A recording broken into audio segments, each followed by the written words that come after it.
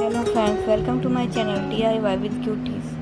आज हम बनाने वाले हैं वुड पैकर डोरबेल। पुराने ज़माने में जिन घरों में डोरबेल नहीं हुआ करती उनके लिए सुंदर सी इको फ्रेंडली डोरबेल बनाने जा रही हैं।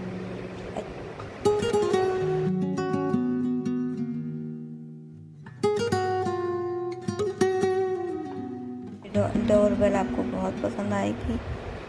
ऐसे वीडियो आज के भी चाहिए तो प्लीज़ हमारे चैनल को लाइक, सब्सक्राइब और शेयर जरूर कीजिए। Thanks for watching.